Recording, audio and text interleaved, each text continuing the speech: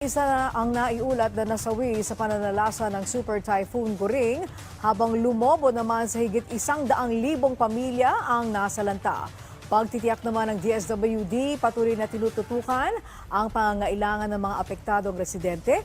Ang sentro ng balita mula kay Kenneth Pasyente. Yes, Kenneth.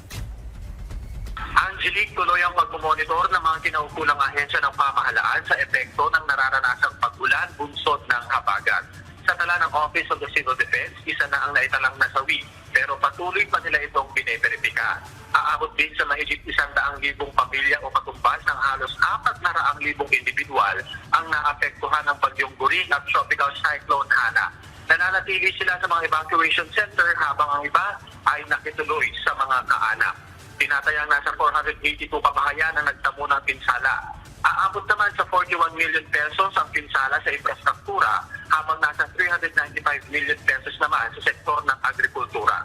Tuloy naman ang pamamahagi ng tulong ng DSWD sa mga apektadong individual. Nakapamigay na po tayo, Sir Aljo, ng mahigit 15,219,000 pesos ng worth of assistance. Kasama po dyan ang mga relief items, ang mga family food packs, ang mga hygiene kits po natin na pinamimigay sa ating mga apektadong lugar po. Dito sa 6 na rehiyon po na ating binanggit, o 9 na rehiyon rather, na ating binanggit. Kasama po dyan ang Region 1, Region 2, Region 3, ang Calabarzon, Mimaropa, Region 6, 7, ang NCR at ang CAR.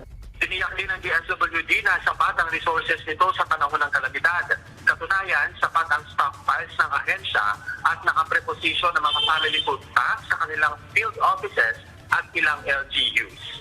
Meron tayong naka-standby po na stockpiles na total of 912,462 or halos 1 million po na family food packs po yan, naka-standby po sa atin.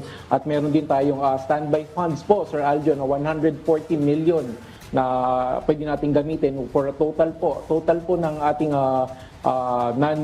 food and non-food items ay nasa 1 billion, 1.1 billion po pesos ang ating naka-standby na pondo. Handa rin tumulong ang DSWD sa aspetong pinansyal, lalo na sa mga pamilyang nasira ang mga bahay. At na muna ang latest, balik sa iyo, Angelique. Okay, maraming salamat sa iyo, Kenneth Pasyente.